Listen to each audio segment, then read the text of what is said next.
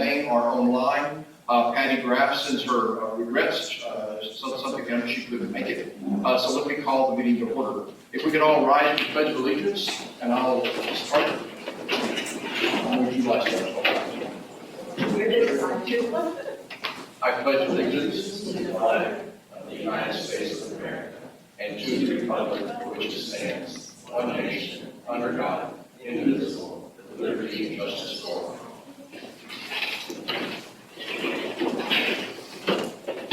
So at this time, we will open the meeting for public comment. This is the first of 3 opportunities you will have to comment. This is a general session about anything under the purview of the Vacation Home Advisory Board. I'll be timing. You'll have 3 minutes. I will, if you just approach, sign your name. I will start you after you say your name, and about 30 seconds before the 3 minutes is over, I'll kind of wave at you, so you have 30 seconds to wrap up. We don't have a lot in attendance today, so we'll be a little bit flexible. So this one will be general, and then when we get to the administrative agenda, before we make a motion, after we made a motion, we'll also have public comment again, and at the end of the meeting, there'll be a closing comment. So let's start with opening public comment. If you state your name. Morning, Casey, Chair of the Douglas County Planning Commission. For the record, I was reading through the ordinance, and I think overall the VHR ordinance did an excellent job with the tasks they were given by the Board of Commissioners to review the ordinance. And the one thing that struck me is under 040-085D, the phrase that says that no one under 26 can rent a VHR. I am concerned that there is nothing that says that the person who rents the unit has to be on site. I'm concerned about liability for the county and for the owners, because it is very possible that whoever rents the VHR could extend the rental to someone who is not on the lease application. And I think that should be discussed by the VHR board in detail and get the opinion of the DA, our beloved AJ, and get his opinion whether or not that language needs to be in the ordinance. And if it's not discussed here, it's something that I would bring up as chair of the Planning Commission, and I hope that you will deal with it here so I don't have to. Thank you very much, and good luck. Thank you. Other opening comment. And if you just sign your name, state your name, and then I'll start your time. There's no hurry. Oh, it's this print. Whoops. My name is Caroline Turner. I'm a resident of 121 Sequoia Drive. I'm a homeowner, and I've lived in the area for 23 years. I also own a business in the area in Lower Kingsbury for the past 10 years. So that's Go ahead, sir. Yeah. okay. My subject is I'm here to talk about the VHR density on the Woodland Way, Sequoia Drive, and Hawthorne Way neighborhood. Due to limited access on Woodland Way, this neighborhood is over-impacted and overcapacity for VHRs. This is a single entry area to 29 homes with 5 VHRs, adding up to an additional up to 16 vehicles and up to 38 people on Sequoia Drive, Hawthorne Way, and Woodland Way. The VHR capacity of 15% for this kind of bottlenecked area of 29 homes is 4.35, and we have 5. And when you look at the website, the density is listed at 12.6, so potentially more VHRs could be added to our neighborhood, and it feels already over-impacted. Traffic impacts up to 16 additional cars on limited access, exit, and emergency or otherwise. The neighborhood consists of dead-end streets. There's no sidewalks. There's no turnarounds. There's no streetlights. We're also adjacent to Tahoe Community Church, and that area is often congested with cars and traffic being in church. So I think the committee should consider the quality of life for full-time residents with additional cars and traffic, speeding up and out on the street at all hours. This is a very tight neighborhood with like everybody who's going to their VHRs goes the same way. And so it's high impact to a few houses, and one of them is mine. Security, strangers have come to my door trying to enter my home at night by mistake. Garbage, the VHR renters are confused by the regulations and they often don't abide on noise, constantly loud neighbors, loud music, cornhole playing, lights shining into our home, and the sirens all summer. The Woodland Way, Sequoia, and Hawthorne neighborhood hosts the equivalent of a 15-room motel without the zoning, parking, and infrastructure that a hotel should require. Emergency evacuation for fire with 16 extra vehicles and only one exit. Snow removal, narrow streets, and limited access in winter with additional vehicles. Navigating unplowed driveways and streets during storms. Limited parking due to snow berms in winter. Snow removal due to cars, etc. And emergency vehicle access is compromised. Other VHR impacts. VHRs limit the options for full-time residents to live and work locally. As a small business owner, I can't convince another veterinarian to come work with me because there's just nowhere to live in Nevada. There's nowhere to rent, there's nowhere to buy, so I'm alone. And this really affects my business and what services I can offer. And this is for a professional, okay? Woodland Way neighborhood is made up of small single-family homes, attractive to young families to buy or rent, and none are available due to the excess VHRs. VHRs also reduce the number of kids in our schools. My son graduated from Mattel, and the schools can't exist without the kids. So I have solutions. I guess I'll have to come talk again if I have time. But basically my request is that we limit VHR density in the Woodland Way, Sequoia neighborhood due to the bottleneck, and it's already over-impacted. Thank you. Other opening comment? All right, well, thank you. Now our next agenda item is approval of the agenda. Do I have a motion to approve the agenda? I'll move to approve the agenda as proposed. Do I have a second? Second. So I have a second from Ms. Romaine. All those in favor? Aye. Aye. Aye. Any opposed? It looks like there are no opposed, 4-0. The next is the approval of the previous minutes. We were distributed the minutes in the pack. Is there any discussion, or is there a motion?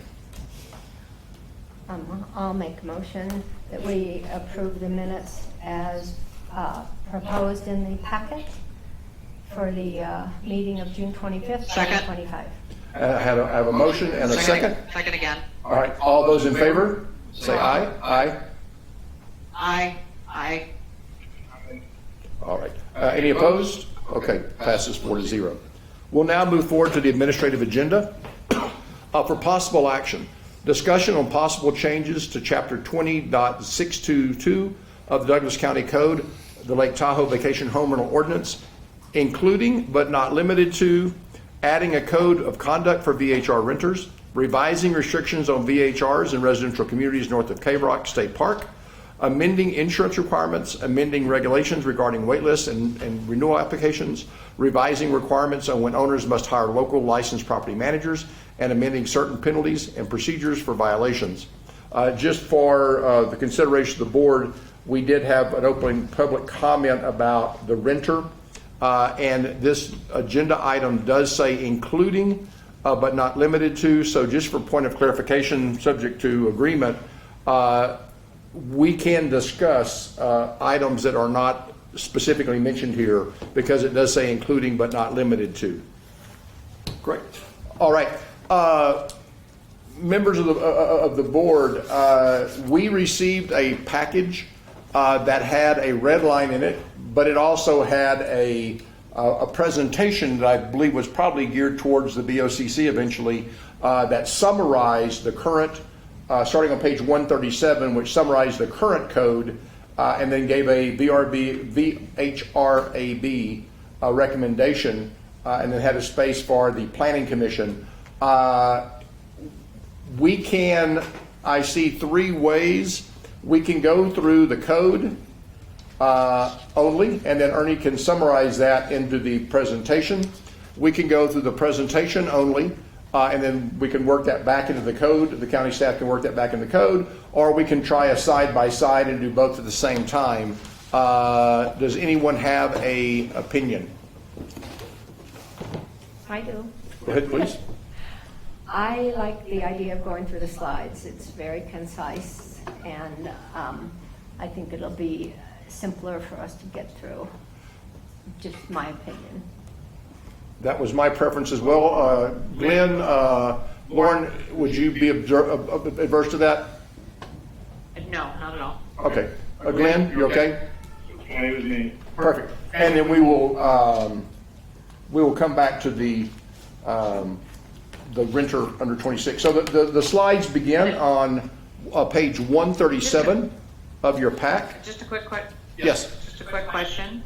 Uh-huh. So somehow we started in with the consensus of the board. When we make a decision today as a majority, can that decision be the decision of the board versus some kind of consensus?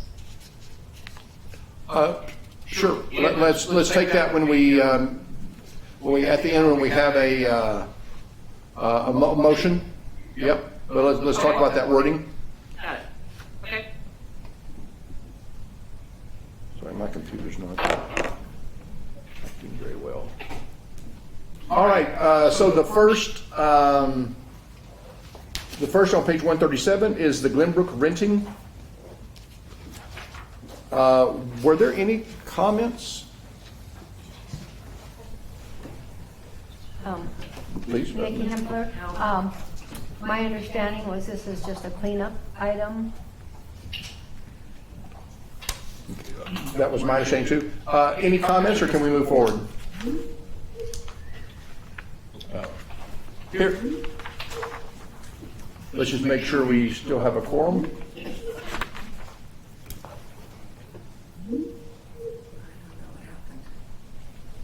Did we lose the internet again?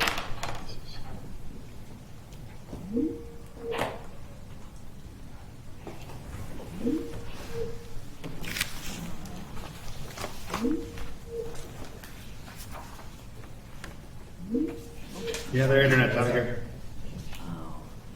It's out? We have a hotspot, we can try. Okay. I don't know if we're connected to this one on their phone, but like once everyone came in and everything done. That 25, what number is that? I was just trying to, give me the renting. The 25 or 20, yes, that was 25, but This is what, 04-05?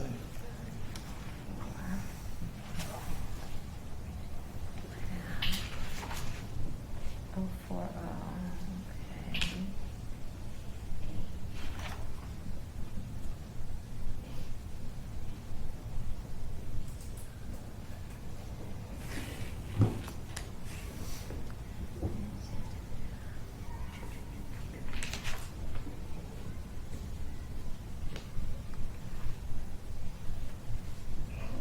AJ,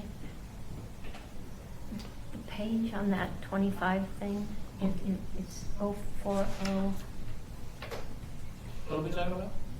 the over 25 for the rental person. Yeah, we're trying to find it in the What did code. you reference? It's 040A5D A5? and 040. A. I just want to find the exact. 040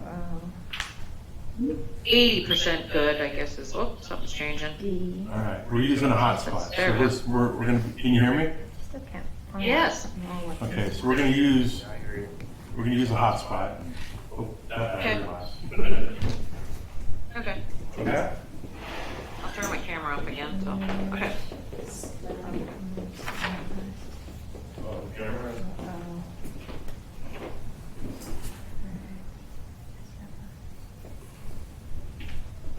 Got it? So just while you're, yep, I see that, and actually it's everybody's heads, but I'm not gonna Hey. complain. Hey, It's on page if, 119.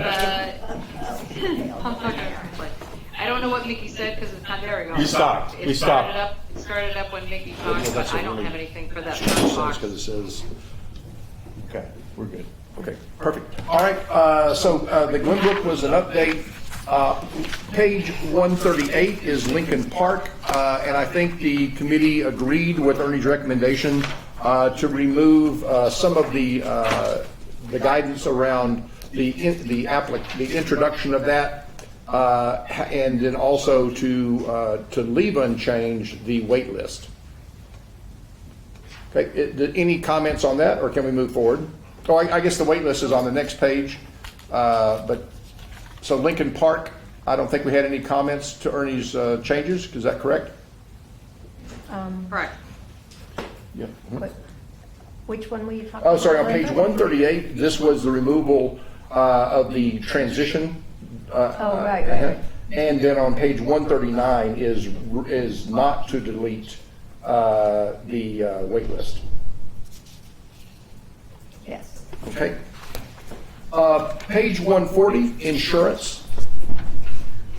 And this is where I think this is where we did not reach a consensus. Well, it was not a unanimous, and Lauren will come back with that. Yeah, so I do think so this requires liability insurance for $1 million for all tiers. And I'd like to kind of just go round table and see where we are. I've had some further thought about it. Let's go online first. Glenn, if I recall, you were not in favor of raising the insurance coverage for all tiers to $1 million and to retain the current requirement for $500,000. Honestly, I'm not even in favor of retaining the current, but of course I am also against you raising the liability to $1 million for all the homeowners. Okay. Homeowners are the ones that have just and the most incentive to have insurance anyway. And I think, if I remember what AJ said about they just want to be informed about if somebody canceled their policy or something, I don't see why Douglas County needs to be even listed as an additional interest. If you do an application, Mr. Strelo certainly can see whether or not they have insurance by having a box that says please list their insurance. I certainly don't want to raise. I think we're already having an insurance problem, and anything we do to make it harder for county residents to get insurance is not helpful. My insurance carrier is one of two insurance carriers that's going to leave Nevada and no longer write insurance in Douglas County. Making requirements like people can't even use their umbrella coverage for additional insurance, I don't see the point. I think it's against the interest of Douglas County homeowners to make it more difficult to even get, not just more expensive insurance. Okay, thank you. Ms. Romaine? Yep, a couple of things. First of all, I think it is important that the county is made aware when a person's insurance is allowed to lapse, as I think that has happened a few times. I think that's important. I get a little confused, and I have to say I'm looking for the page. Maybe it's the last page in this proposal. There's a tier system. It says not adopted. But I got confused over that because the conversation we had was going to raise it to $1 million for everyone. And in this table, it actually has it as up to 4 people can stay at 500,000. So is this a proposal, or did I just delve into some area of this that is like, and then it didn't raise into $1 million until up to 8. So up to 4, I'm sorry, up to 4. So at 5 and up, it went to $1 million. Let me finish up while you guys are thinking about that.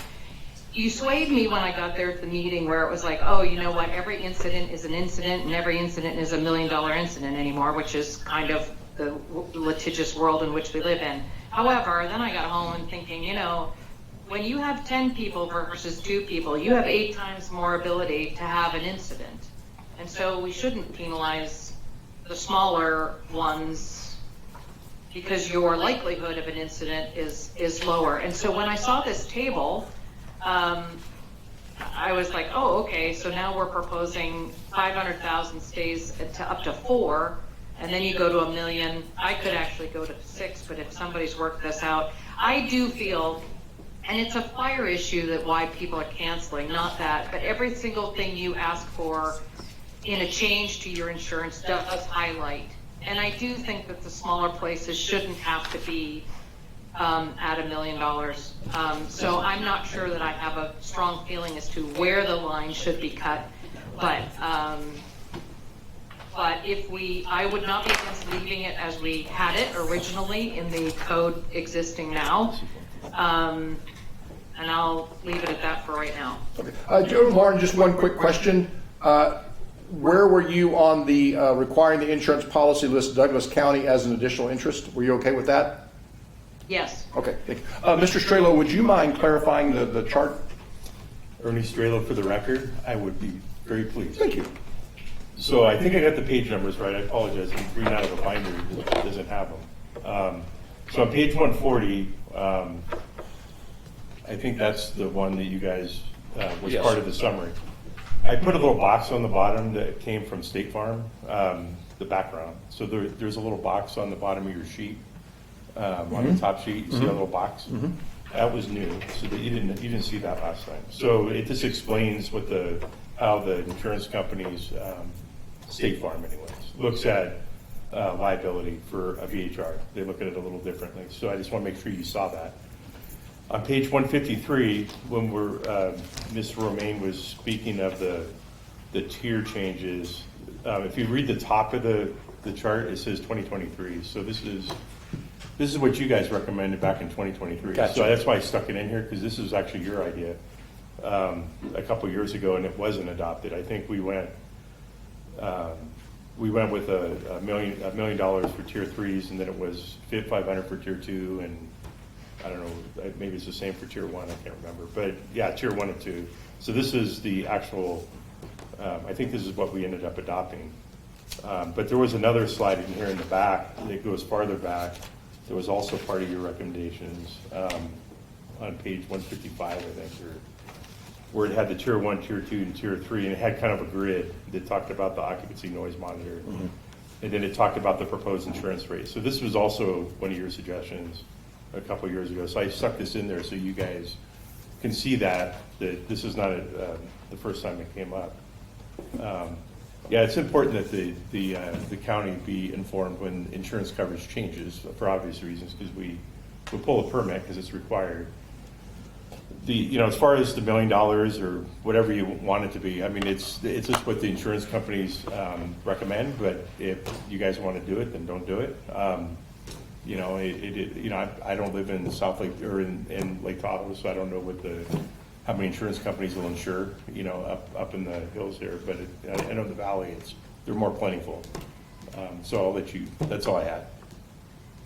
May I ask one more question?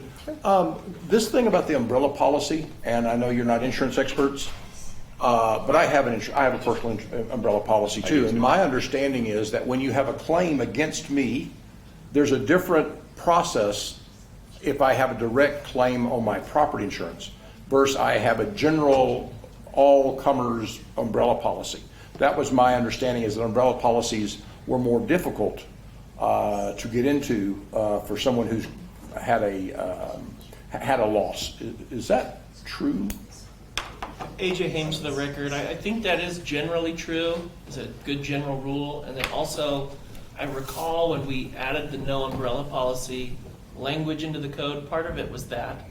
And then the other part of it was administratively, people were sending Ernie's department very complicated insurance policies that had umbrella policies and numerous properties, and it was difficult for staff to look at those and figure out whether they were compliant. And so just to streamline the claim process for injured parties and to streamline the review process for staff, that provision was added. Just simple.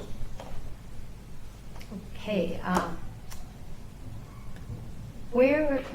I know that increasing the insurance was not something that we had recommended. It came from that BOCC meeting.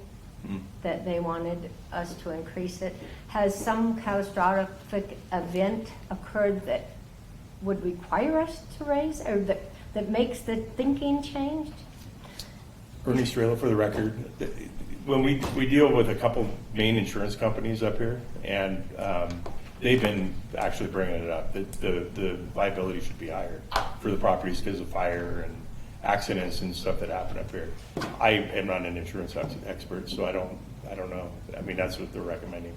And so we just added it in there for you guys to consider. I had a phone call today from Heidi Gunter about insurance, and she was explaining to me, as a property manager, they also carry insurance that covers the units that they property manage.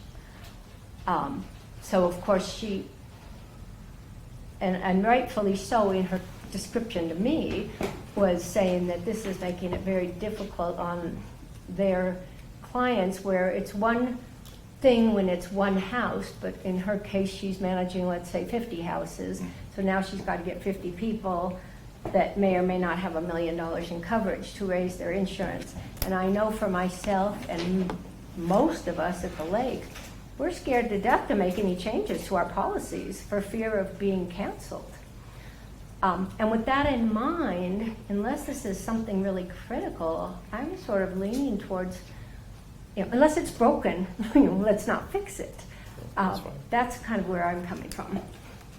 I guess I share those views pretty direct. I think if you have a large VHR, even at 4, that you should have $1 million. If I had one, I would have $1 million. I think it is good to have at least $1 million. Even 4 people, that is a very, very low number.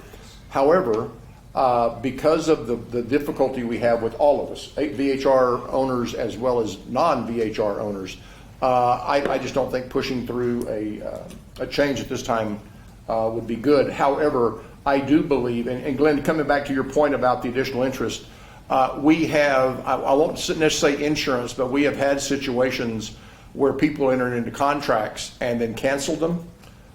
So it is very possible to have an insurance policy, get your permit, and then cancel that policy or change that policy. And we have had instances of that in other situations.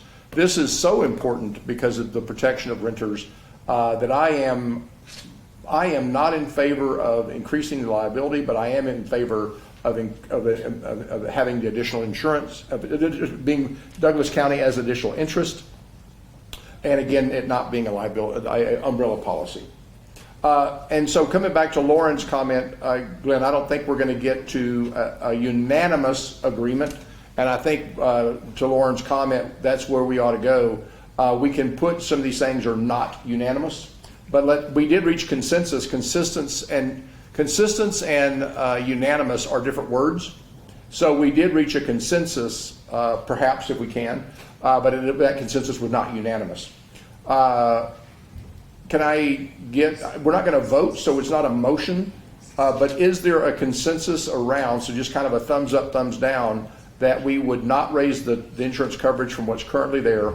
We would require a Douglas County as additional interest, and that it is a direct policy, it's not a umbrella policy. Is that more of a consensus? Ms. Simpler? I have a question. Yes, Lauren. I'm sorry. Hang on a second. I don't know where this consensus stuff started, but if I was the one person that was voted out and not in the majority, I would be okay with the fact that the board recommends X.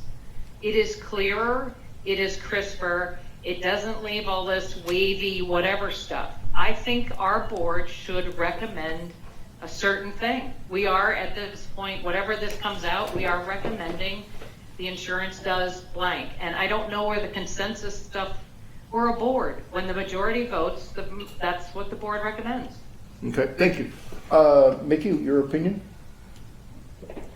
I like it the way it's written. I umbrella is already in there. Oh, no, we're, just the part about consensus, or just say that's what the board either has a recommendation or it doesn't, but we don't mention whether it was unanimous or not. I think we should just make a recommendation.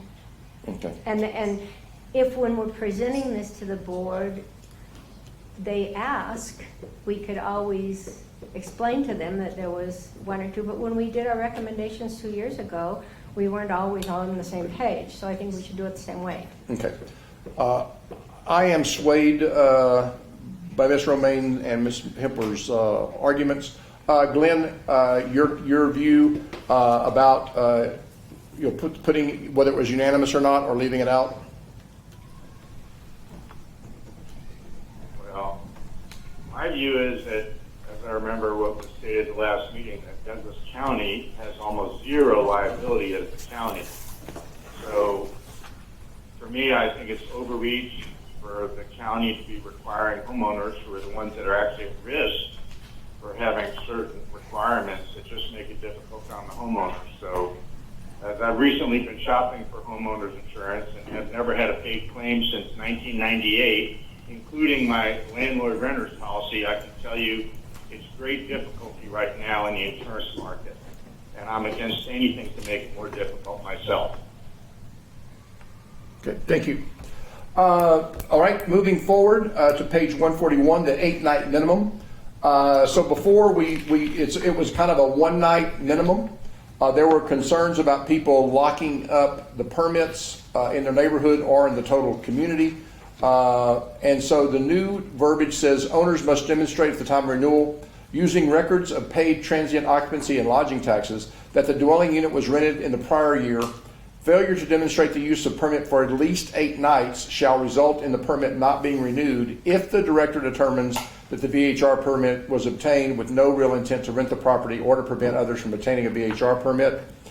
Do we have views? Would you like to start since you're in the room? Me? Yes, yeah. Well, actually, Mickey Hempler, I think I sort of proposed a lot of this because I really believe that it should be something that's not cut and dry. There's always things that come up, and I believe the director should be able to make that determination. I don't know if this verbiage is perfect, but it works for me. It works for me as well. Mr. Wolfson, comments? No. Okay, Ms. Romaine?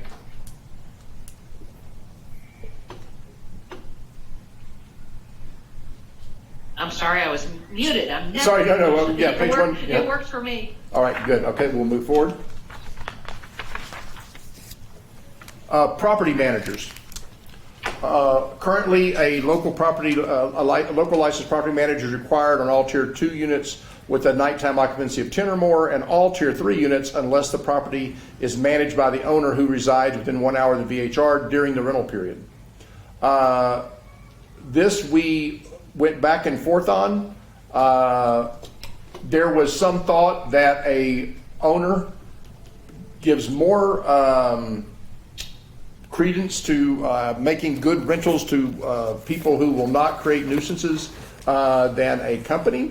There were also others that believed that professional property managers were more experienced about vetting and that they thought it was good. There also seemed to be a number of people applying for permits at a occupancy less than other code sections would allow them to avoid this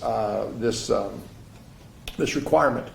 So right now we're going to take out anything about no consensus. This says the VHRAB considered and rejecting 2 proposals. The proposal to lower the occupancy requirement for local licensed property managers and proposal of required property managers after the incident where the owner was not responsive. And then again, the logic there. So I believe we reached a consensus, won't be stated as such, that we are rejecting the changes to the licensed property managers. Does anyone have comments? I do not. I can make a comment. Yes, sir. Go ahead, Glenn. I think that there's no evidence that having a property manager is going to make somebody better able to follow the rules. There are issues on both sides, but the magic of having a property management doesn't make somebody more likely. And if somebody actually had a problem previously and they're at risk for the second strike, why would you leave it up to another person? I would much rather leave that decision as to whether somebody might need a property manager as if there really was a very incompetent owner or a host that had a lot of problems, to Mr. Strelo, who could gently manage to let them know that they probably won't be renewed unless they get help. And if he's the person that can decide if somebody's really not capable of managing their own property. But I believe everybody should have the right to manage their own property. If problems occur, Mr. Strelo is in a position to encourage somebody to get help. And I think that's sufficient. Encourage but not require. Well, they wouldn't be required, but if Mr. Strelo chooses not to renew their permit, they might feel like they made a bad decision. Glenn, I'm sorry, I'm trying to work through a process here. So he can't, so you're saying that he can't require, he can encourage, but if they ignore his encouragement, he would then have the right to pull the permit. If there's a property that has had multiple problems, even though they haven't tipped the balance to automatically have their permit pulled because of life and safety issues, etc., I believe that the department that we have now is likely to handle it better than a hard and fast rule. And I don't think the individual should ever be required to have a property manager. I've never had anybody put their hand in my pocket to manage my property that did anywhere near as good a job as I did for myself. But I guess I missed the second half of your observation. If someone's having problems, they refuse, they assert their right not to have the property managed. You think that would be grounds to have the permit revoked, or not revoked, but not renewed? I think if their flawed management, their flawed self-management is bad enough that it leads to them losing their license or permit, that's the outcome that they deserve. Okay. But it ought to be their choice as opposed to some property manager that lets them park 6 cars where they're supposed to have 2 and doesn't respond in an hour, and the owner never even knows. I mean, why would you leave it up to another person? Okay. What are they putting at risk? They're just a property manager. They're not losing their permit. Okay.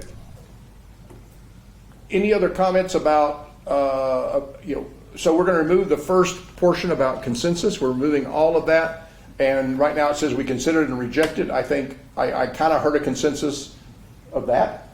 Go ahead, No. simply. Nikki Hempler, I still like number 2.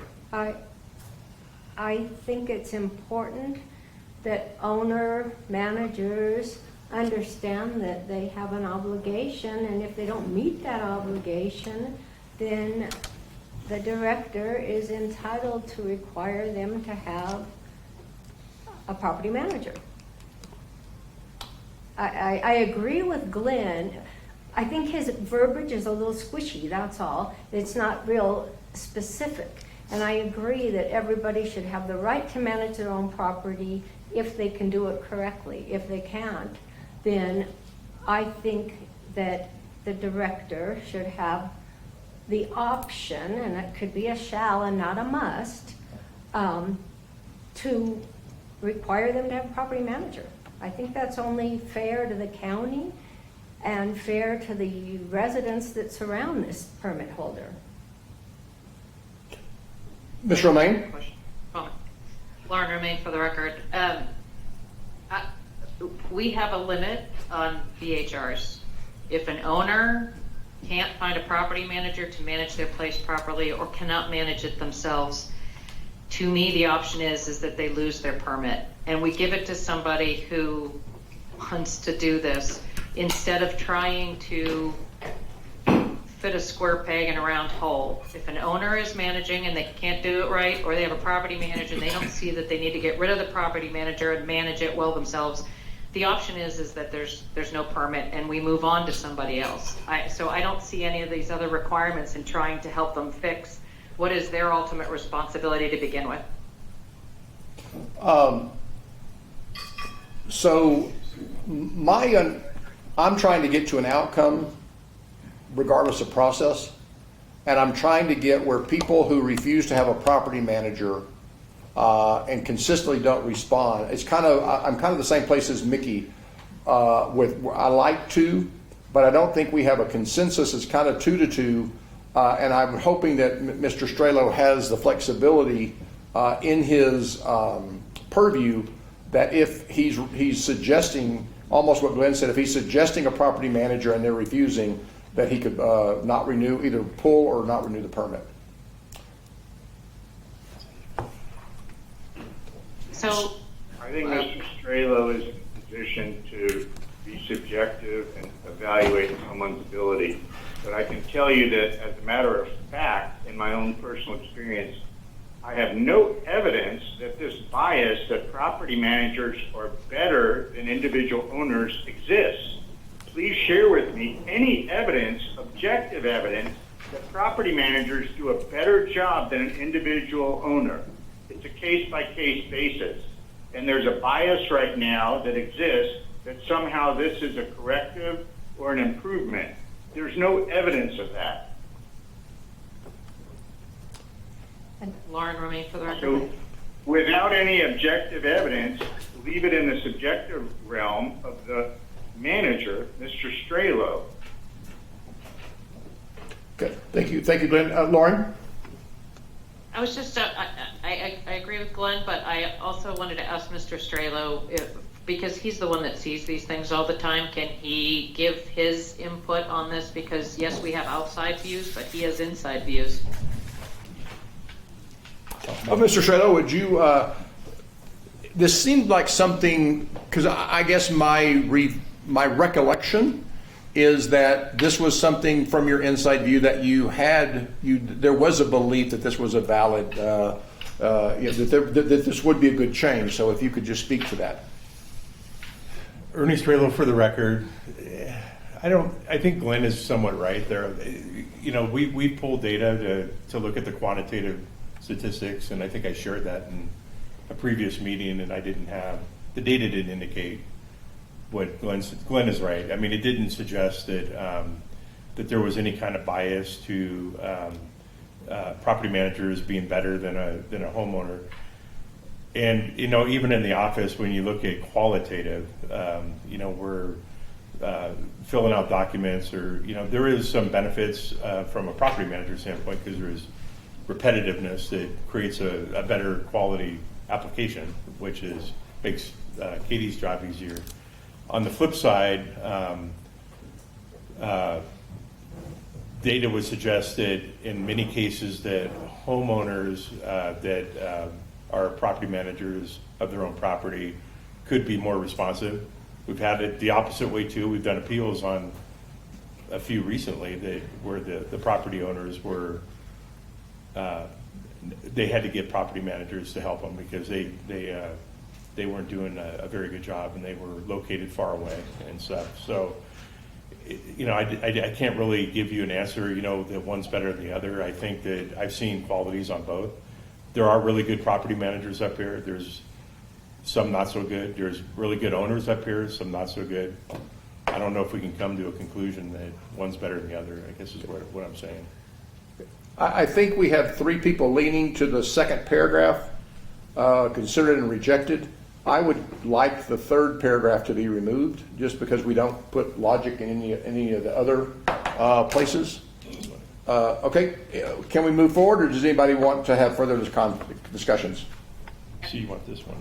Lauren Romaine for the record. I'm not sure I understand where. Yeah, we would go forward with this slide with the second paragraph only, that we considered and rejected both proposals. Okay. And so line out this one. Okay. And delete the third paragraph. We didn't put our logic in any other place. So my next next version will. Okay, and we take out there was no consensus on whether to Correct. amend this, because there is a consensus. Correct. Yeah. Okay, yep, thank you. Okay. Moving forward to page 143, local contacts. Require the local contact person to also promptly respond to any questions posed by a complainant. And 3, require the local contact's information be posted in a conspicuous place near the entrance of the VHR. I don't ever remember discussing that before, but does anybody have objections to that recommendation? Question from Lauren? Yes. Lauren Romaine for the record. Just a question for you, because as a VHR permit holder, I have the permit conspicuously placed near the entrance of the VHR, which has the parking spots, the emergency local contact, the property manager's number, all those kinds of things. Does that justify, or is that, what's the word I want? Conform to this number Compliant. 3? Thank you. Satisfy this number 3. Think the way I read it. Was that your intent?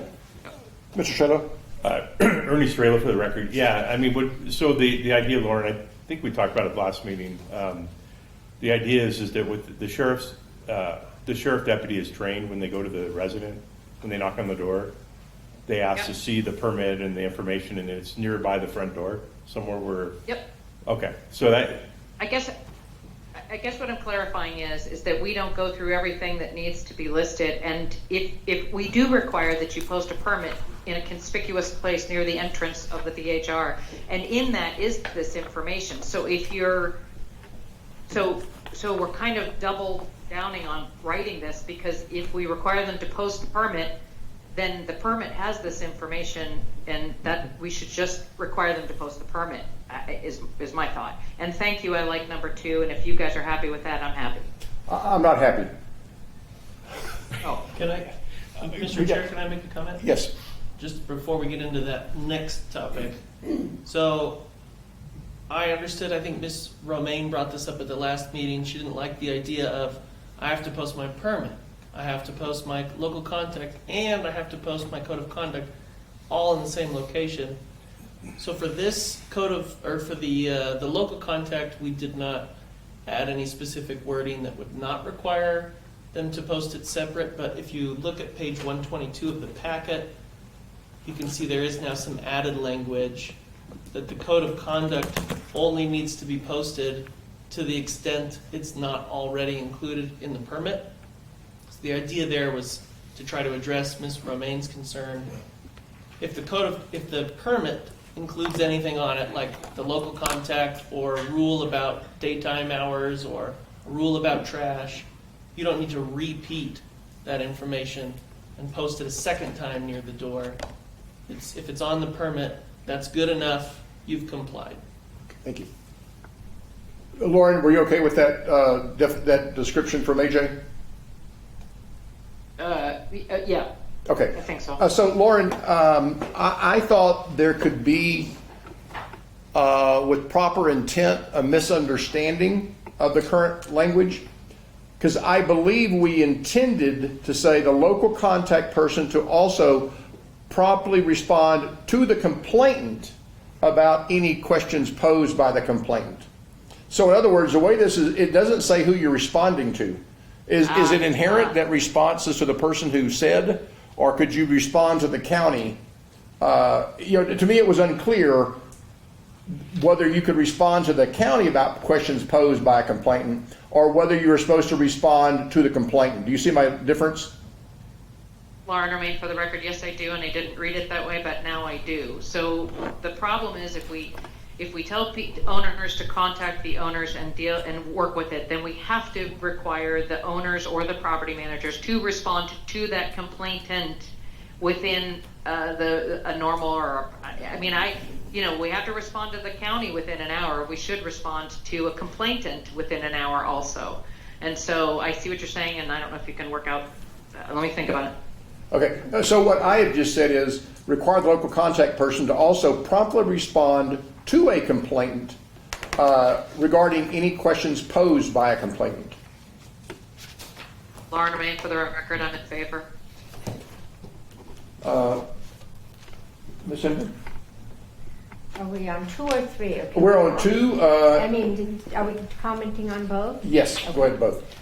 The only comment I have, and it's sort of silly, is the entrance of the VHR is where all of this stuff is posted.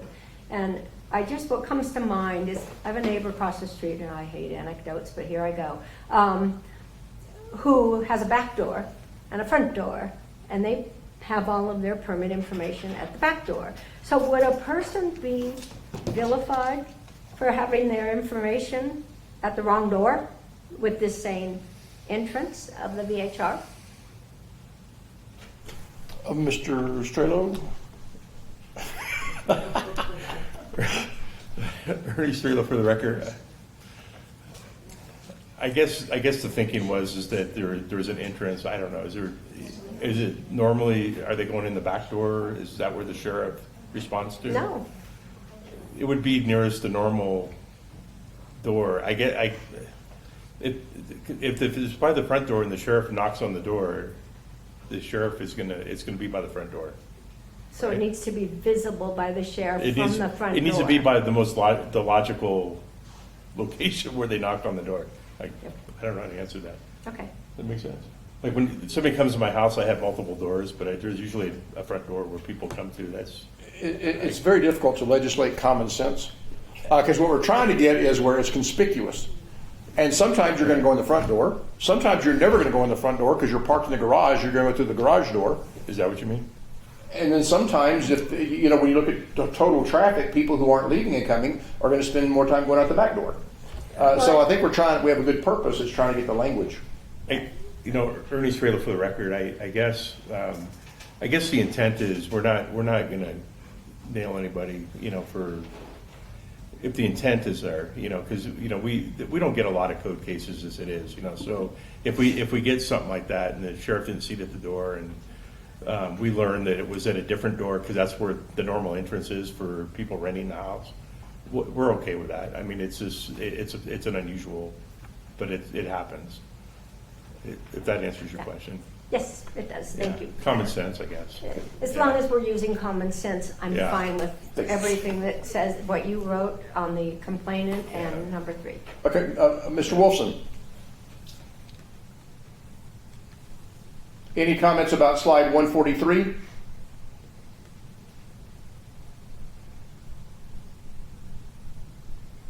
Still. Nice to hear, in case you're wondering. You guys have me? Yes, Yeah. we do. We can hear you, Lauren. Glenn, are you there? I'm here. Okay. Did you have any comments about slide 143, 20.622, or are we good there? I'm not sure what the slide numbers are, but I was looking at the code of conduct on the 156-page list. Generally formalizing it, I think I told you last meeting, I'm not even really in favor of it, although it's true there is already kind of a paradigm for a code, because 90-some% of the guests don't need the code, and the other 10% aren't going to read it. Yeah. Okay. So I think that was code of conduct. Yeah. So let's move over there. I think we reached consensus on that. So Glenn, we now are at where you just spoke about it, slide 144 about the code of conduct for renters. Sorry. So the VHRAB recommendation says consolidate all rental requirements into a new code and refer to those requirements as the code of conduct. The code of conduct should be specific to each VHR, but certain minimum requirements must be included within each code of conduct, which we've talked about. The owner and the local licensed property manager must use best efforts to ensure renter and guest compliance. And then we have page 145 that continues. Let me go ahead and open it up to comments. So that's what we added. Lauren Wayne for the record. Yes, go ahead, Lauren. Okay. I'd raise my hand, but you couldn't see me do that, so I'd be sitting here. Sorry. worried. So, hey, look, I understand the desire for a code of conduct. I understand that we're time compressed. My view of this right now is it is not ready for prime time, but I'm willing to work on things. What really struck me last night was this. What's missing in the polish of this code of conduct is the overlap, and just like AJ was saying, daytime, nighttime occupancy is on the permit. Quiet hours is on the permit. Parking limitations, I believe, is on the permit. Crash, I'm not sure whether it's there or not. So all I'm doing is thinking is, okay, we have to post the permit. The information that's on the permit should not be required again under a code of conduct. So if we can remove this, because it's not really a code of conduct, what we're trying to get at is you can't be disorderly or lewd, you can't smell, you can't, my other comment here is it requires me as a vacation owner to put in restrictions on the use of fire pits. I don't have a fire pit for my guests, and I don't want to water down, or I don't want to have them read things that aren't necessary. So I would say at the end of the restriction for use of fire pits, if applicable, the safety inspection, I think, I'm not sure about the safety inspection, but all I'm wondering is, can the county go through and the things that are listed on the permit, remove those from the code of conduct, because they're already posted at the front of the door, is my thought. I'll go next, Lauren. I feel strongly both ways. And Lauren, the reason I would prefer it to be repeated in the code of conduct is if I'm a renter and I see the permit, I think that's between the county and the owner, and I'm not anything to do with it. So to me, the permit, I understand when you live and work in this, you know exactly what that permit has. But I think we're more likely to get a renter's attention with a short code of conduct. But I do see your point, because when you have it two places, the chance of it ever getting out of sync is also there. I do fully like your if applicable. All of these things ought to be if applicable. For example, I guess trash would also always be applicable, but yeah, anything that could not be applicable, I think you could leave out if it wasn't applicable, because I don't think you ought to be telling everybody, haha, you don't have a fire pit and other people in Tahoe do. So I agree with the if applicable, but I guess I'd prefer it repeated, because I think the target for the code of conduct is the renters, and the target for the permit is either the sheriff or the owner. But I'll listen to arguments to counter. Glenn, and Lauren, I'll come back to you on that. Glenn or Mickey, comments? I'm against any formal code of conduct myself. I don't think it adds anything to the guest experience in a good way, or the hosts. I just think it's more regulation that's not going to improve anything. Okay, thank you, Glenn. Vicki Hempler, what you said. Okay. All right. I think, again, just to point out, to me, this is a compromise. I thought the code of conduct should be fully voluntary. I thought the code of conduct should have things specific to that VHR, and kind of the applicable and not applicable thing, expanding on that. But I've kind of been molded to the consensus here. I think we ought to have a code of conduct. I do think we ought to repeat. But Lauren, where are you? Can you live with repetition given the different audiences, or is that something that you continue to believe it ought to be separate? Lauren Romaine, for the record. You make a good argument. So I'll go into, yes, I can handle duplication. However, in the code of conduct, is there any way in which we can move up the really important things? I think disorderly, lewd, and indecent behavior should go above crash pickup instructions. Maybe even parking limitations. So daytime, nighttime hours, quiet hours. prohibition of disorderly lewd, no noxious odors. I think that should go up. Fire restrictions, if applicable, should probably go under there, then move trash. I mean, just the stuff that, because once you start to lose a person, they're not gonna, and I agree with Glenn. You got 90% of the people don't need to read it, and the 10% that do don't. And so it's really important that we put the real important issues at the top. And I understand that you guys aren't specifying which order this stuff goes in, but I have to tell you as someone who's busy and I have to do this, I'm going to go straight down those lists of 1, 2, 3, 4, whatever, and do it that way. Lauren, did I understand you right? Just a suggestion. You would move 5 and 6 after 2? So you'd have day and nighttime hours, quiet hours, lewd behavior, obnoxious odors, then parking, then trash? Then, nope, then fire pits, if applicable, which in mine, I wouldn't have to put it in, but fire pits if applicable, and then parking and trash. Okay. Because when we're talking about code of conduct, that looks weak, but, okay, thank you. Mr. Chair, can I make a comment? Yes, Mr. Haynes. Just to reiterate, we already have a code of conduct in our code. We just don't call it a code of conduct. Yeah. And our code lists the code of conduct in 3 separate places. It says you have to post certain rules on your door, you have to post certain rules on your advertisements, and you have to provide a written copy of certain rules to your guests. So we already require all of this, it's just not labeled. And moreover, because we require it in 3 different places, there are some discrepancies. So the idea here is not to add regulation or beef up the code, it's actually to make it simpler. We're giving it a name, and then we're saying it's a single list now of things that you have to provide to your renters.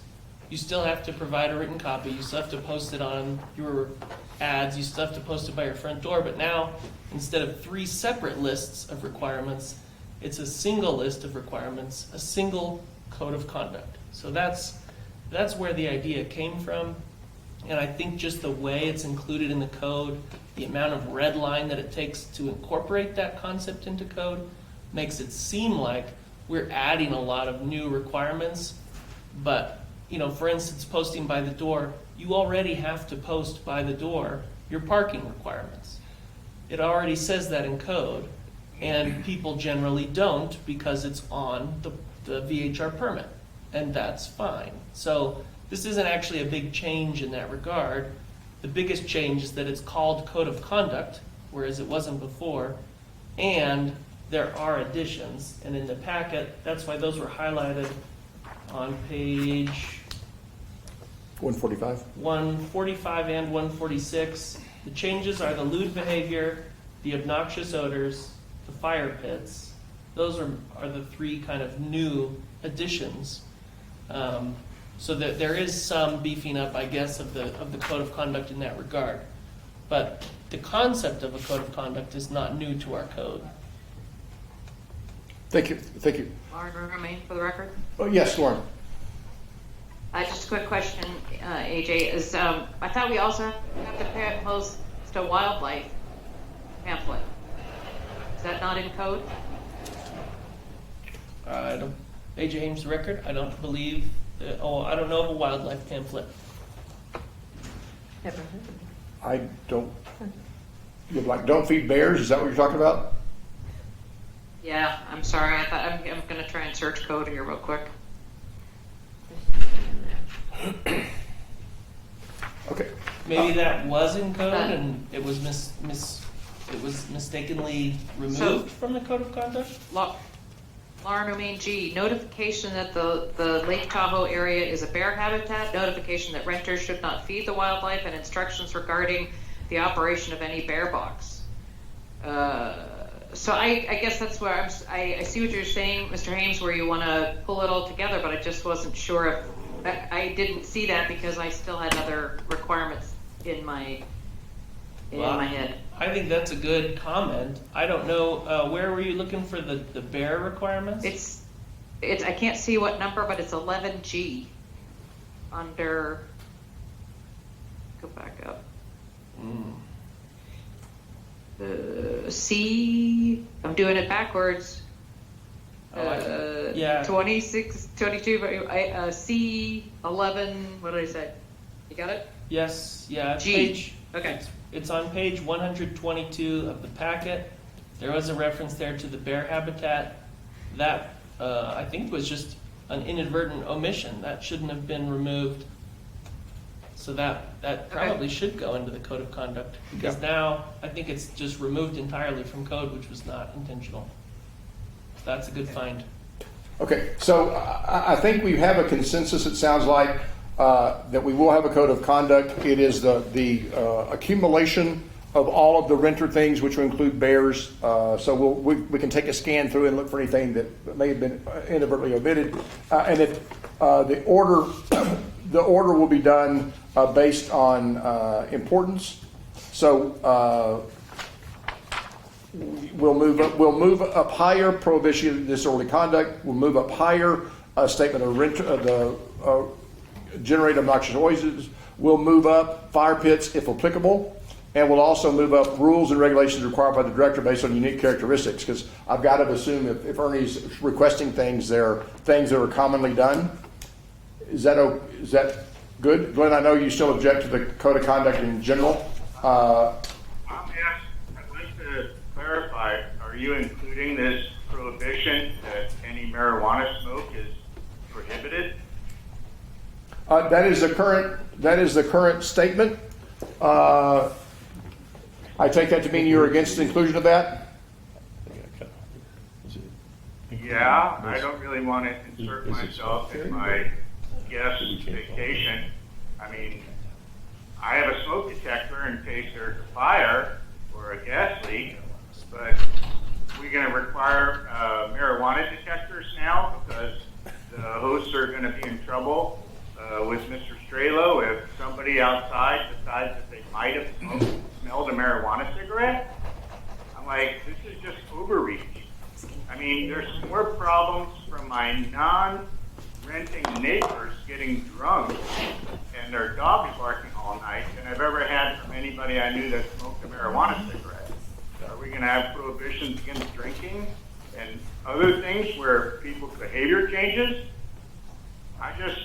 I think it's a bad idea, and I certainly wouldn't be in favor of it. Well, I'm Baptist, so we don't want to talk about drinking, or I'll have to lose a vote about putting it in here. Just a quick statement. I do believe that the marijuana, because Glenn, I think you're probably still in disagreement, but I do want to point out it is an obnoxious odor. So if you had a house that did not have close neighbors, they could smoke marijuana because the smoke isn't obnoxious because there are no neighbors. So this would only be, it is about obnoxious odors, and therefore if someone can't smell it, it wouldn't be a violation. But let's go back on that because I do think that we had some conversation. Ms. Romaine, we're going to move up, but currently it's number 6. A statement that renters and guests may not generate obnoxious odors, including but not limited to marijuana smoke. Are you okay with that inclusion? Well, it's interesting, Lauren Romaine for the record. Oh, yeah. It's interesting how Glenn reads that. I didn't read it that way, but now if I do, the statement says that renters and guests may not generate obnoxious odors. Well, to whom? Couldn't it be may not generate obnoxious odors to non-renters? And then that way you can make all the obnoxious whatever you want to within your group, but if it goes outside the group, then it's a problem, which is what you stated, which is what was my understanding. Okay, we can have the county work on, so again, my logic was that we're not trying to limit anybody from doing anything. We're trying to limit someone doing something at the detriment of the neighbors. It was about the neighbors, not actually the people in the VHR. So we can ask the county to work Correct. on that. And Lauren Romaine, real quick. Marijuana as an obnoxious odor. The point, Lauren, Obnoxious odors including marijuana. So it's not subjective anymore. It's objective. If somebody smokes marijuana, it seems an obnoxious odor. So that's the way it's written, and it's wrong. Okay. Ms. Simpler? I'm just fine with number 6. I am as well. And Lauren, you are okay, subject to the clarification that the emphasis is on if it's obnoxious to the houses around, the non-renters, not the house inside, correct? Correct. All right, thank you. All right, we'll move forward to page 147, parking placards.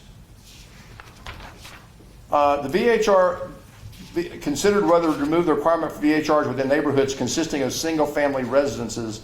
However, the VHRAB was unable to reach a consensus on the topic. I don't know if this was just a lack of timing, because I thought we were. Well, let's just go around the room. Lauren, I believe you raised this issue. Are you in favor of changing the parking permits to remove the requirement within single-family homes, however, to retain it if there are shared resources, shared parking in a multifamily residential unit? Lauren Romaine for the record. So it was an interesting conversation when I met with Glenn probably now a year and a half ago, where I realized the difference between single family and multi-family shared resource communities. I brought this up because we very rarely get an opportunity to it's hard to improve code on some of these things that are minor, but I think in some ways very impactful.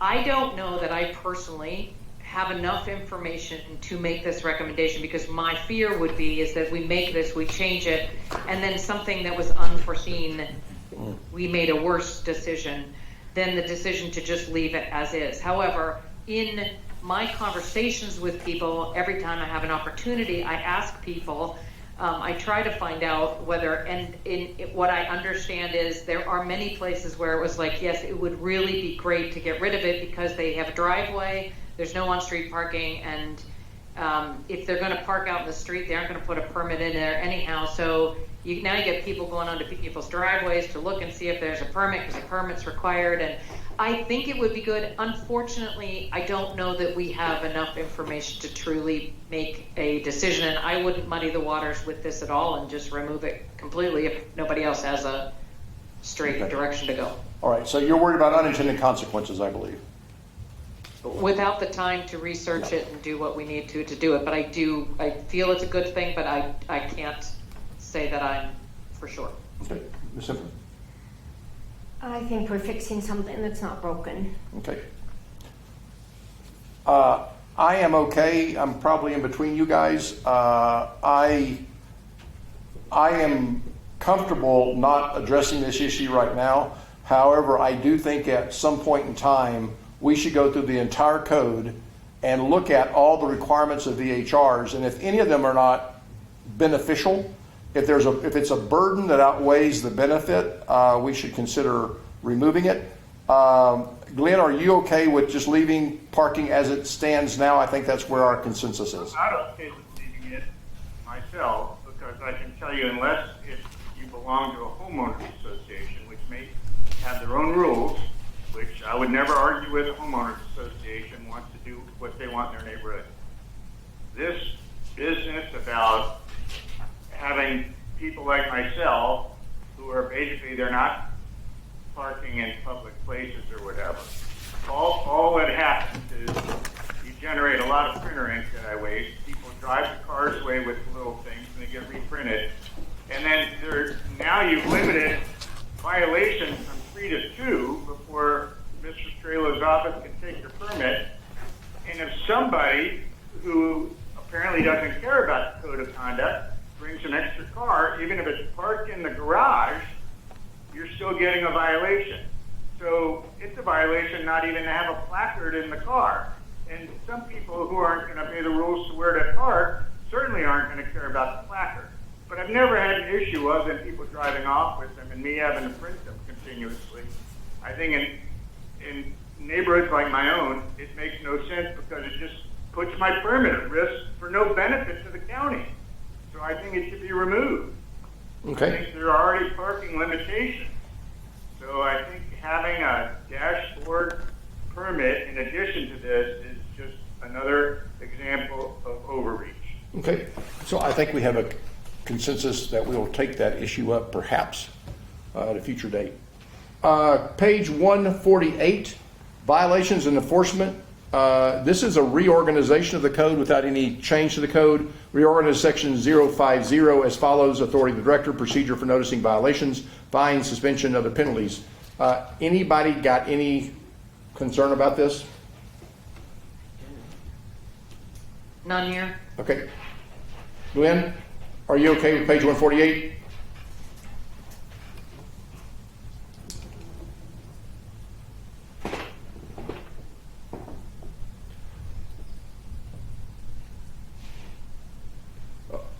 Okay, let's move forward to page 149, clarification of fines. We've added the phrase, or who held a valid VHR permit, but the permit has been revoked. So it allows you to fine people after their permit had been revoked. Is there any commentary on this change? Not with me? No, okay. All right, moving on to page 150.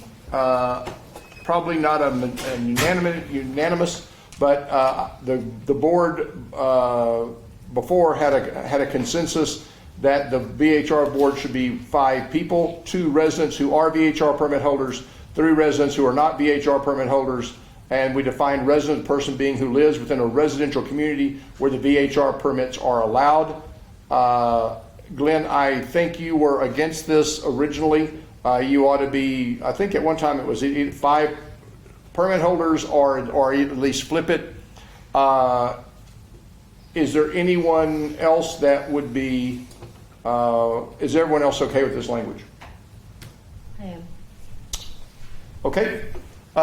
So I think we should take up moving. I want to go on record. Yeah, please go ahead, Glenn. Yeah, I couldn't hear you last time, so that's why I went past you. Go ahead. Go on record of the objection.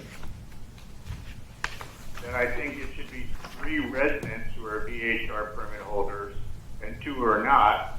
And my reasoning is because I think there's already exists a bias against the VHR rentals on the committee, and there's 5 commissioners who are also not VHR rentals who have quite a bit of weight. So I think that would tilt things better for fairness. Okay. Thank you, Glenn. Lauren Romaine, for the record? Please go ahead, Lauren. I'm sorry, just a quick comment. I really don't think that we can lump people together for their thoughts and their beliefs based on whether they hold a VHR permit or not. I do believe that you can have VHR permit holders who truly believe that there should be a process and maybe disagree with another VHR permit holder. I think it is important, though, that the residents who far outweigh the number of people having VHR permits are represented in equal amounts and measure. And I think that this is the fairest we're going to get, because we have to get 5 people to break a tie, and so thank you. Okay, thank you. All right, let's take up the issue of the over 25 or under 26. Mr. Haynes, would you happen to, do you have the reference quickly? We can search for it. Yes. I found it at one time, but I lost it. Yes, just give me one. It's section 040. I think it was C5. No, that's not it. 040A5. If you look at page 98 of the packet, you can see it there. Currently, the owner is responsible for the following. A is ensuring that the VHR complies with all requirements. B, obtaining the name, address, and contact information for each renter who's 25 years of age or older. So there's a requirement that the owner obtain the information of his renters to ensure that they're over 25 years of age. And then in D, the owner must also obtain formal written acknowledgement from all renters over the age of 25 that they're legally responsible for compliance of all occupants. So currently, our code requires that the owner of a VHR must verify that the renter is 25 and confirm with that renter that they will be legally responsible for compliance with the code, which in short would be the code of conduct essentially. So it's interesting just reading this completely cold, because I had walking around knowledge that the renter had to be over 25, but that's not actually what this says, right? It just says, if everybody's 21, you just don't have to obtain the name and address.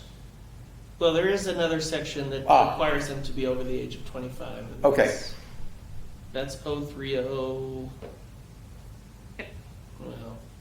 I'd have to look for it. Yeah, because, it's hard to say, you get into this, and I thought that, I was positive that was a requirement.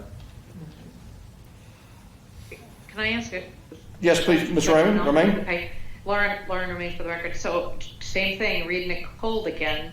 In 5B, contact information for each renter who is 25 years of age or older. And then in 5D, obtain formal written acknowledgement from all renters over the age of 25 that he or she is legally responsible. Shouldn't it be, we're basically, and my understanding is you have to be 25 years or older, and maybe I'm wrong, but I think the wording should be all the same. Is it 20? I think they have to be 25 years and older, correct? Like Yeah, B says. Yeah, Mr. Chair, if I may. Mr. Rins, yeah. AJ Hames, the record, yes, the requirement is that they have to be 25 years or older. So that requirement is on page 100. I don't know what section of code that is, but it's down at the very bottom of page 100. It's all vacation home rentals. This is 13. Shall comply with the following standards, and it's the first standard. The minimum age to rent a vacation home rental is 25 years. And then it includes that same requirement. Owners shall require a copy of the renter's driver's license as proof of eligibility to rent and shall retain this information for 2 years. Because my gut impression is this would be a good place to insert. The minimum age to rent a vacation rental is 25 years, and the renter, I guess we didn't define that as a renter. What we do, because it says renter's driver's license, the renter must be on site during the rental. We've had these issues where does that mean they got to stay at the property? But Yes. I think this is a good place to put the wording that the person who rents has to be, I don't know if One it's of the occupants. yeah, it has to be the occupant. Yeah, if you Has to want be one of the them occupants. to be present, they're already legally responsible for everything that goes on there. But if you want them to also be physically present, then I agree this section 13 would be the logical place to add that requirement. So let's stop there and see if we have a consensus. Is anyone against the renter who's over 25 must be present during the rental? I'm against it. Okay. And do you want some? Reasoning or like Lauren, I don't want to lump everyone together, like whether they're a VHR, like Lauren said, VHR permit holder or not. There are plenty of 24-year-old people that I'd much rather rent my home to than 60-year-olds, and I can tell you that I probably rarely rent it to anybody under 35, partly because my home's expensive, but still, there are plenty of people who are under 25 that are responsible, and I think the blanket cutting them out of the ability to come to Tahoe and rent a private home as opposed to staying in hotels is wrong. Just like I think it's wrong to use the permit and the leverage over people to tell them that they shouldn't be able to smoke a marijuana cigarette. I think we need to err on the side of less rigid rules. The Okay. homeowner who screens the renters is better able to determine whether they want to rent to somebody, whether they're 24 or 64. And for a while, I probably turned down 80% of people that wanted to rent my home. And it wasn't on the basis of age. There are plenty of people having a bachelor party that are 35 that I wouldn't rent to. Okay. I'm So not in favor of any age discrimination. okay. So Glenn is in favor of removing the 25-year-old requirement to rent. Does anyone else agree with that? Lauren Romaine for the record. Yes. Okay, I think just like insurance companies, that this is a completely understandable thing when we're trying to get people to follow a code of conduct, and there is a sense of maturity. But yes, I have met immature 30-year-olds and I've met mature 19-year-olds. So I understand, but I think at some point we need to make something. I just want to make sure that the language is clear. It is 25 years and older, and I do agree that that 25-year-old person taking the responsibility should be an occupant at the VHR, not on site, but an occupant during the rental period. Okay. Ms. Simpler? I don't think you can rent a car unless you're 25 years old. So Correct. I don't think that there's anything wrong with this verbiage. I don't have a problem with adding that the person should be an occupant.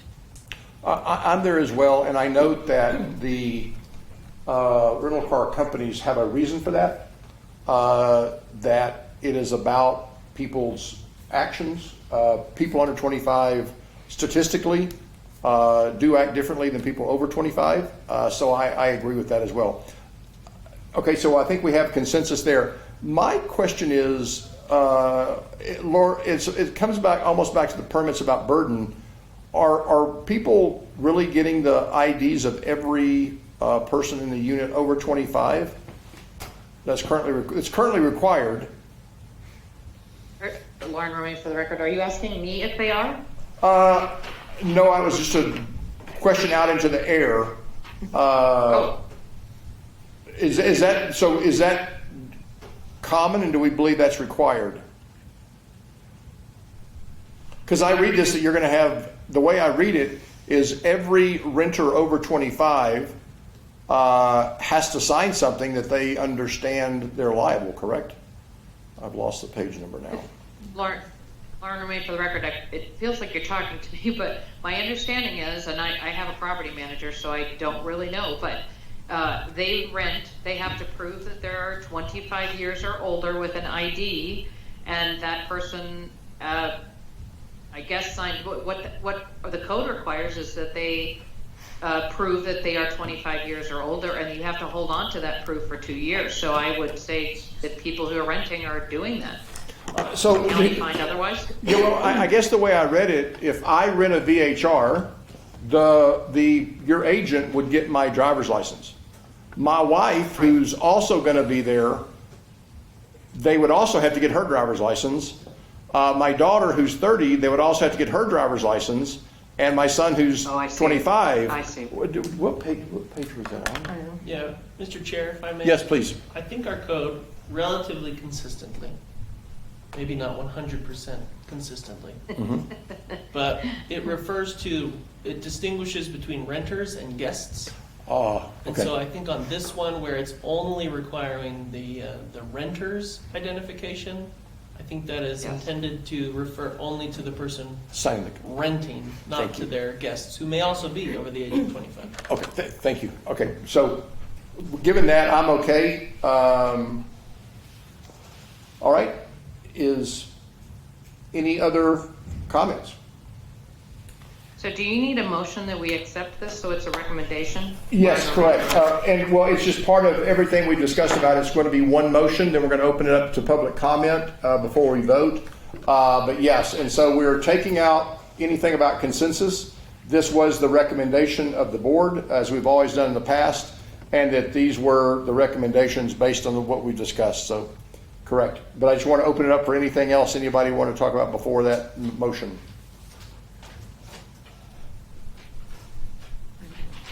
Okay, can I have a motion? Just like Oh, please. comment, he's on your comment about. Don't we go to public comment after a motion? 25 and less. Okay.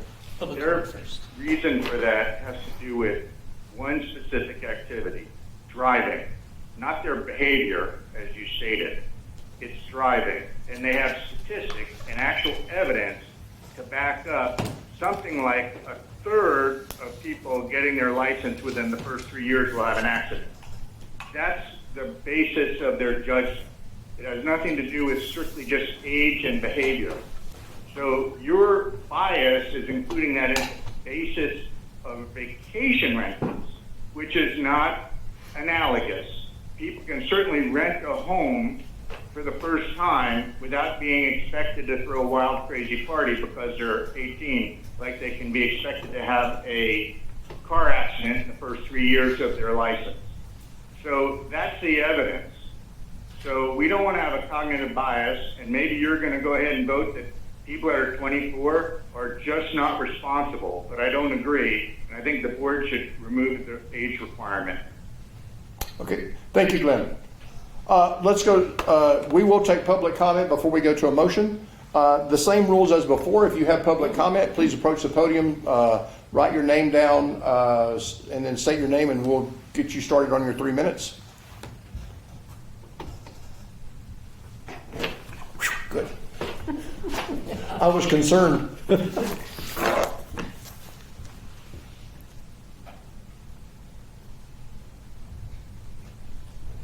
Hello, my name is Mary Martin. I found this whole conversation about noxiousness being extremely hilarious. Number one, who defines what's noxious? I'm sitting on my front porch, I smell smoke. I gather that the hint is marijuana. I was just taking a walk on Regan Beach the other day, and I was talking to my son, I said, God, there's a skunk here. And my son corrected me. So who's to say what's a skunk and what's marijuana? Number two, I personally find cigarette smoke noxious. So can I complain if I'm a vacation home rental person, I'm sitting on my rental front porch, my neighbor who's a homeowner sits on their front porch, they smoke, can I complain to the VRBO police that the homeowner is making smoke and it's noxious to me? It only can be noxious to me and not them? I think that's ridiculous. And again, what if I'm sitting on my rental front porch, my neighbor is smoking marijuana? Who do I complain to? Do I call the VRBO police and tell them they're allowed to smoke? It's legal in this state. I just think it's all ridiculous and it's extreme overreach. I don't smoke. I don't do marijuana. I just think it's all stupid. Thank you. Other comments? There are none. Any further discussion from the board or a motion?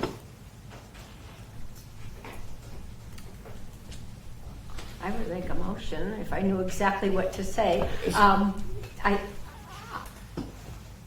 I move that we accept the changes in the consensus that we came to in the board packet of slides, page, let me find the page. 131 131 through 150. through 150. Do I have a second? Second. All those in favor? Aye. Aye. Aye. All those opposed? I could not hear the motion.